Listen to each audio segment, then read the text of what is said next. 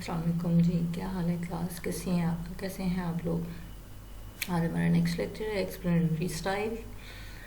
वैसे तो हमारा बेसिक टॉपिक जो चल रहा है वो the self, how to groom your self, how many thing groom and develop your traits in your personality and develop the personal self. आज जो हम डिस्कस करेंगे वो है explanatory style. Explanatory style refer to the tendency to use the similar casual attribution for wide variety of human in one's life, in individual's life. इसमें person जो है या इंडिविजुअल जो है वो दो तरह के एक्सप्लेनेटरी स्टाइल जो है वो ऑप्ट करता है। फर्स्ट वन है ऑप्टिमिस्टिक एंड सेकंड वन है pessimistic. In the optimistic, the person with an optimistic explanatory style usually attribute the setback to external, unstable and unspecific factors. वो कभी भी नहीं ये कहता कि गलती मुझसे हुई है, वो हमेशा ये कहेगा कि I am right, others are wrong. जैसे फॉर एग्जांपल आप पेपर देते हैं, लेकिन पेपर आप लिख लेते हैं लेकिन उसमें irrelevant मटेरियल, जब इररेलेवेंट मटेरियल होता है तो आपने तो लिख दिया। ये क्या है? Setback to external, unstable and specific factor. अब क्या किया है कि टीचर ने उसके मार्क्स नहीं दिए, तो आपने क्या करना है, क्या कहना है? सेटबैक टू एक्सटर्नल कि टीचर का मूड अच्छा नहीं था इसीलिए उसने मुझे मार्क्स ही नहीं दिए, या उसकी मेरे साथ कोई प्रॉब्लम चल रही है जिसकी वजह से उसने मुझे टारगेट किया। क्योंकि a person who fail to get a desired job, for example ये एक एग्जांपल है कि a person who fail to get a desired job, for example might attribute this misfortune to factor in the interview situation. The room was really hard, the question was slanted rather than to the personal shortcomings. कि उसने अपने आप को तो favourable situation दी है, अपने आप को प्रोटेक्ट किया है कि I am the right, but जो मेरे इर्द गिर्द का इन्वायरमेंट था वो ठीक नहीं था। जो क्वेश्चन थे वो सारे ऐसे थे जो कि सब्जेक्ट से रिलेटेड नहीं थे। तो ये सारी चीज़ें क्या आ जाएंगी ऑप्टिमिस्टिक एक्सप्लेनेटरी स्टाइल में कि individual give the favourable situation to your own self and protect him or her. This style can be psychologically protective, helping people to discount their setback. यानी वो अपने आप को डिस्काउंट देते हैं, यानी मार्जिन देते हैं, and thus they maintain a favorable self image, और अपना फेवरेबल सेल्फ इमेज जो है वो मेंटेन करते हैं। It also help people bonus back from failure, कि वो जो जब फेलियर की तरफ जाते हैं तो वो अपने आप को बोनस बैक देते हैं, यानी अपने आप को एक मार्जिन देते हैं, एक इस तरह का कि मेरे से कोई गलती नहीं हुई। ये एक पॉजिटिव या optimistic explanatory style of self है, और इसमें हम हमेशा अपने आप को फेवरेबल सिचुएशन देते हैं, अपने आप को हमेशा प्रोटेक्ट करते हैं, और इन्वायरमेंट को या एक्सटर्नल फैक्टर्स को हमेशा ब्लेम करते हैं। अब नेक्स्ट जो इसका स्टाइल आ रहा है वो है पेसिमिस्टिक एक्सप्लेनेटरी स्टाइल। इसमें क्या है कि in contrast people with the pessimistic explanatory style to tend to attribute their setbacks to internal stable and global factor. These attributes make them feel bad about themselves and doubtful about their ability to handle the challenges in future. इसमें clearly negative thinking होती है अपने बारे में, अपनी self esteem लो होती है, क्योंकि इसमें आप अपनी एबिलिटीज़ और कैपेबिलिटीज़ के बारे में श्योर नहीं होते, डाउटफुल फीलिंग्स आ रही होती हैं, और जो फ्यूचर के चैलेंजेस हैं उनको प्रॉपरली आप समझते हैं कि आप उनको फेस नहीं कर पाएंगे, इसीलिए आप उन सिचुएशन में जाने से या उस तरह की कोई चैलेंज लेने से डरते हैं या घबराते हैं। तो ये pessimistic explanatory style of self.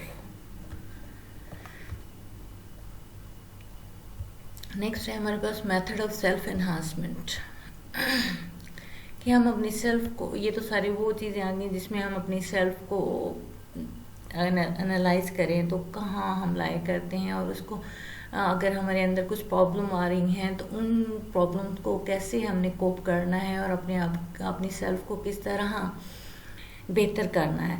तो उसके लिए कुछ तरीके हैं जो कि बताए गए हैं कि how to groom your self, method of self enhancement.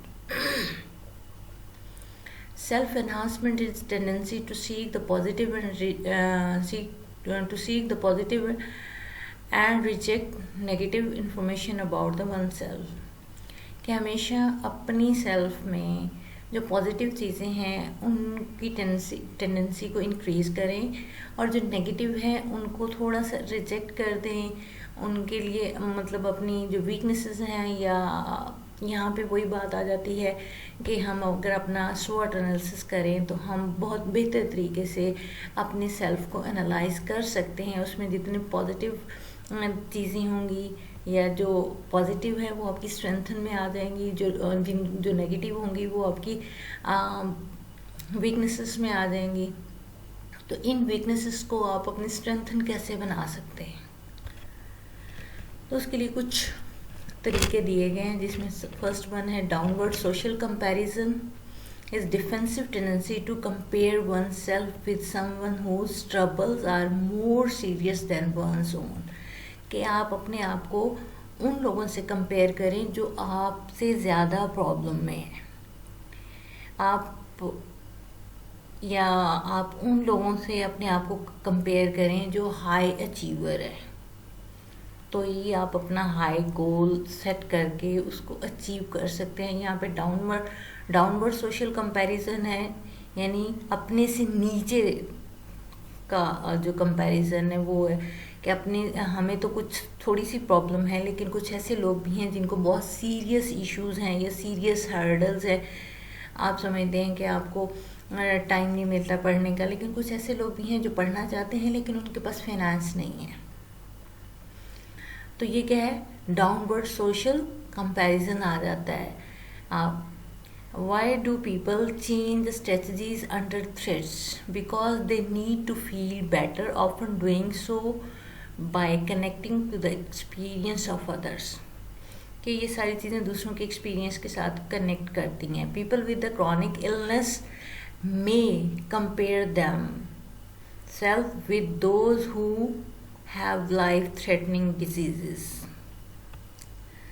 ये सारा था डाउनवर्ड सोशल कंपैरिजन, कि हमेशा हम समझते हैं कि हमें ही प्रॉब्लम है, लेकिन जब हम दूसरों से कोई बात करते हैं तो हमें लगता है कि नहीं, हमारा प्रॉब्लम बहुत छोटा है, इसका प्रॉब्लम मुझसे भी ज़्यादा है।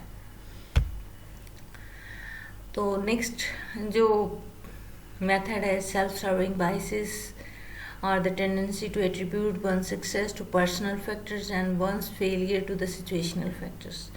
कि हम हमें सेल्फ को अगर हम एनहांस करना चाह रहे हैं तो उसका एक तरीका ये है कि हम अपने जो सक्सेस है उसके अपने पर्सनल फैक्टर्स को एट्रीब्यूट करते हैं कि ये मुझ में ये एबिलिटी थी इसीलिए मैं ये कर सका, या मैंने इसमें बहुत मेहनत की है, बहुत हार्ड वर्क किया है, और मैंने मतलब इसमें अपने आप को क्रेडिट देते हैं। और जो फेलियर फेस करते हैं तो उसमें आप सिचुएशनल फैक्टर्स को, जो आपके इर्द गिर्द इन्वायरमेंटल फैक्टर्स हैं, उनको एट्रीब्यूट करते हैं। नेक्स्ट है basking in reflected glory is the tendency to enhance one's image by publicly announce one's association with those who are successful. यहाँ पे थोड़ा सा ये आपकी जो सोशल सेल्फ है उससे एक ये रिलेटेड थोड़ा सा पॉइंट है कि आप हमेशा अपने आप को उस ग्रुप के साथ एसोसिएट करते हैं जो कि पब्लिकली बहुत ज़्यादा सक्सेसफुल होता है।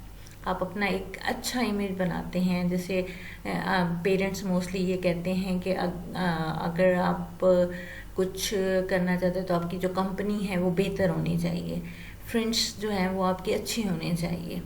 तो ये जो एसोसिएशन है, अब देखें जो हाई अचीवर हैं वो मोस्टली एक दूसरे के फ्रेंड्स होते हैं। जो लो अचीवर्स होते हैं, सम टाइम हाई अचीवर और लो अचीवर का भी कम्बिनेशन आता है सामने, लेकिन मोस्टली जो हैं वो जो सक्सेसफुल पीपल होते हैं उनके साथ एसोसिएशन बनाने में या उनके साथ एसोसिएट होने में ज़्यादा लोग